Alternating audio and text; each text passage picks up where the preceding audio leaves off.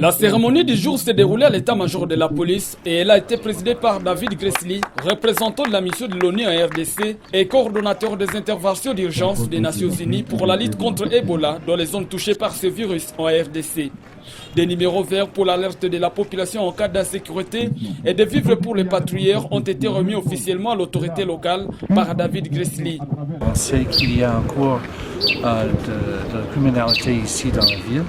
Donc on a discuté avec monsieur le maire il y a quelques semaines de possibilité de travailler ensemble pour faire face à ce problème. Et c'est lié aussi à l'épidémie d'Ebola. Parfois la réponse est empêchée par ce genre de criminalité. Donc on a décidé ensemble de commencer un projet pour renforcer l'action de la police en ville et surtout de travailler avec eux pour avoir les patrouilles les jours et les nuits, et aussi avec une réponse rapide pour les citoyens. Je crois que ça c'est l'aspect le plus important. Donc nous avons ensemble formé des équipes de réponse rapide. Nous avons aussi établi des lignes vertes pour les citoyens avec des numéros gratuits.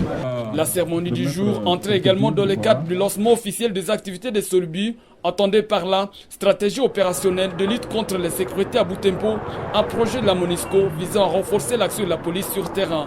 Le commandant ville de la PNC, colonel Richard Mbambi, parle d'un soulagement. Attendu, on a parlé du carburant, on a parlé même de la ration pour les patrouilleurs.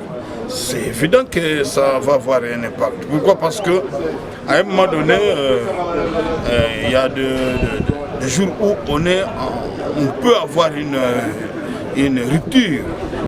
Du carburant pour la police, oui, mais l'on devra également penser à la réparation des véhicules. Sur 5 véhicules qui doivent être en circulation à Butembo, seul un est à bon état, fait savoir une source de la police.